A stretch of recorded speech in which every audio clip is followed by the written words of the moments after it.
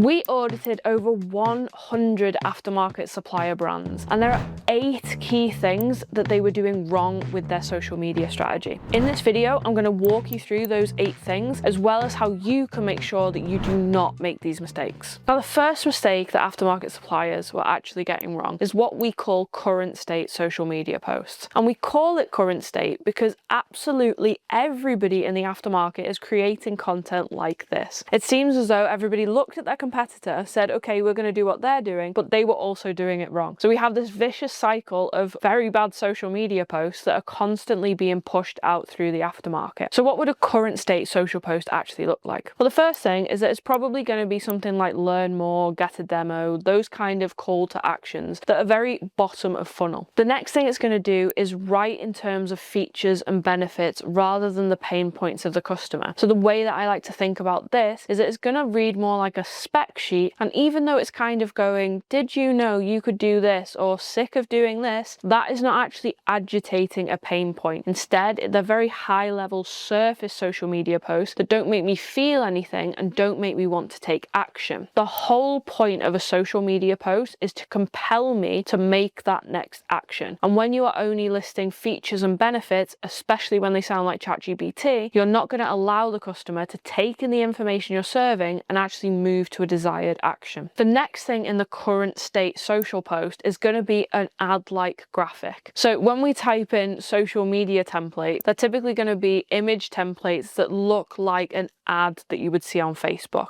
When you create graphics that are like this, they don't actually fit in with the rest of our social feed. The templates that you're using probably do have a purpose and have been set up to kind of create that production hub. However, they're not right for the context of organic social media. So burn them, get rid of them, delete the files. If we want to create a social post that is not a current state social post, then we need to clearly spell out the pain point. We need to make them feel it, visualize it, story tell why they should actually commit to the desired action that you want next. So think, what is the purpose of this social media post? What do we want to get out of it? And how can we then move the customer to make that decision? Don't make this an obvious sell. If I, for example, started this video by going, hey, I have a really great service, do you want to buy? Are you going to watch this video, or do you want some kind of value from it? Think about what you want it to do. Create the value for the customer so that they know, like, and trust you to commit that next desired action. Make this as clear as possible when you're writing your social media posts. Mistake 2 really feeds into our current state,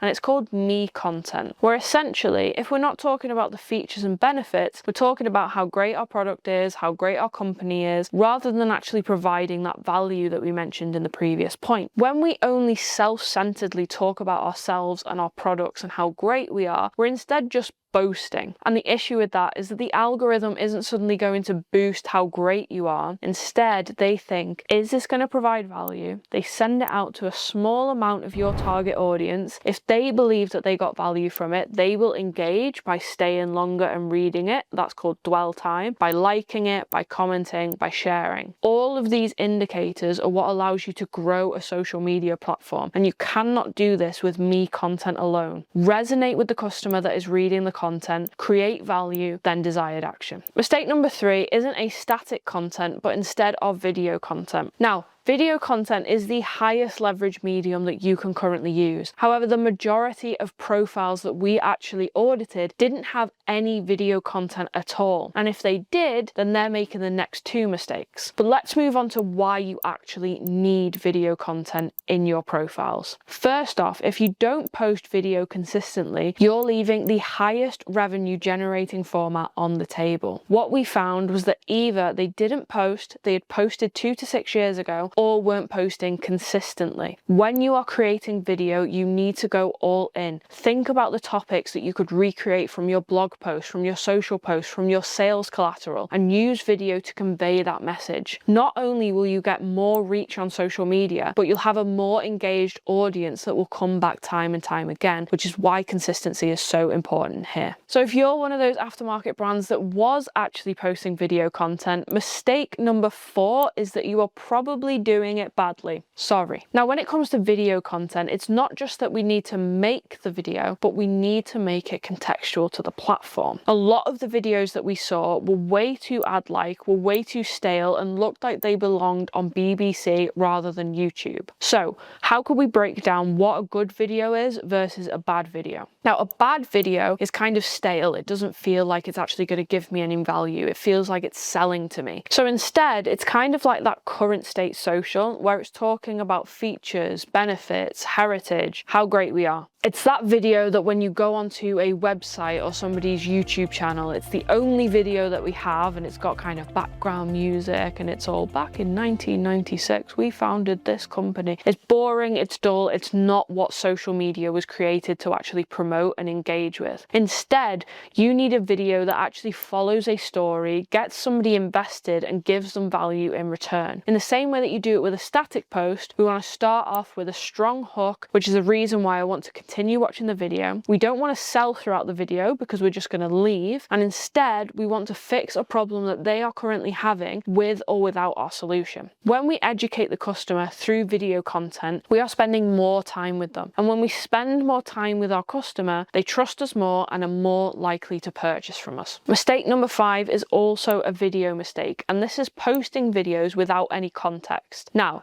you may have gotten the kind of social format down, but you haven't got the storytelling down. So when we're not providing context within our video, it makes the viewer think, why am I watching this? What am I going to get out of it? And I actually don't understand what is going on. Instead, you need to kind of be an alien and test it in that perspective. When it comes to aftermarket, it's kind of like an echo chamber, and the people that you're going to be interviewing or creating videos with are probably already heavily on social media. So sometimes we can think, oh, my audience is already going to know them, or they're going to kind of know what the story is leading to. They probably will not. Make sure that in every single video you are wrapping it with the context that is needed to understand the video. This happened a lot when it came to repurposed content. So let's say that we had a podcast or a longer video, you chopped it up, and then what that did was take out the key pieces of content that made that gem that Opus Clip or whichever editor had selected to make sense. Make sure they are either a short form that you have specifically filmed, or the repurposed ones are wrapped in context. Mistake number 6 is your motorsport content. Now, I know you're all clutching your pearls. I'm not coming at you. However, when this is your social media strategy, it is feeding the old algorithm, not the new. The issue that I have with motorsport content is, although it's very, very cool that your brand spent tens of thousands on getting their logo on a car, instead, what your viewer wants to know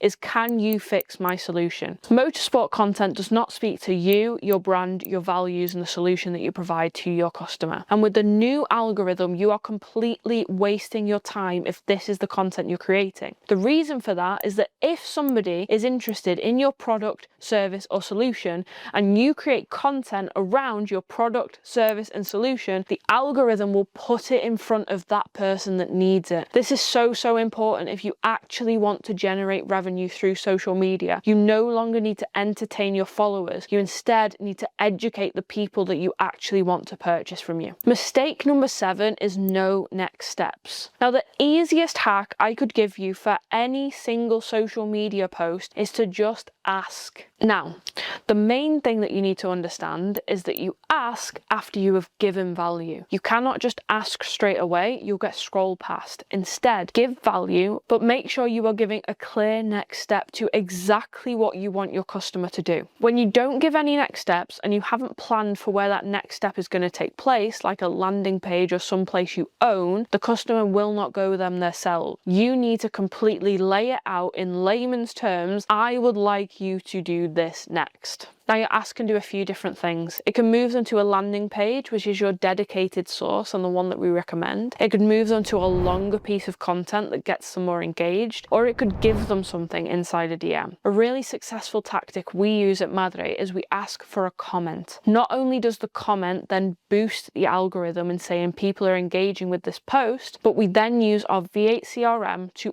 automate a response. It will respond in the comments to show that we're active, and then it will DM the user user with the resource that we want them to go to. This has been wildly successful in generating not just more views on YouTube, but also more revenue from the website. Our final mistake is one that if I could shake you, I would. It's no stories and no people. When we create social media content, if it's not wrapped in a story or about a person, then it isn't social media. We are here to exchange value through stories, through entertainment, and through people. Instead of this ad-like graphic and this robotic ChatGPT text, tell stories about your customers' pain points. Bring your team in. Show that you are real, actual humans that they can engage with. If you're a faceless company versus a competitor that feels familiar, who do you think I'm going to reach out to? I'm going to reach out to the company that understands me because they share my story day in, day out, and they also have humans that understand me and can understand my problem and then help me fix it. And this doesn't mean humans in stock footage. We never want to speak to fake AI people. Instead, real, raw, snappy social media contextual images and videos that show real humans. All right, so how do we actually now commit to making not terrible content? Well, the first thing that we need to do is we get rid of current state and me content. We need to tell stories. Make sure that you're creating stories around the pain point. We then need to commit to video. Go all in on your YouTube channel and on your short form content. This will give you the most reach and will also establish the most trust. Then we need to make it native to the feed. If it doesn't look like something that you would see scrolling through your own social media, then get rid of it. It's really important that the users that are viewing your content don't want to scroll past it because it looks like an ad. Next, give every single clip and post context. Yes, we're in the aftermarket echo chamber and everybody knows everybody, but not all of your mechanic customers are the ones that go to Automechanica. There are new people that also need to be re-engaged into the industry, and it shouldn't feel so closed off as it does. Finally, stop using entertainment or motorsport content as a crutch. This is completely old algorithm and will not serve how the algorithm works now, especially if you want to generate revenue. Next, we want to build next steps. Tell the customer exactly what you want to do. And next, make sure there are people and stories throughout your whole content journey.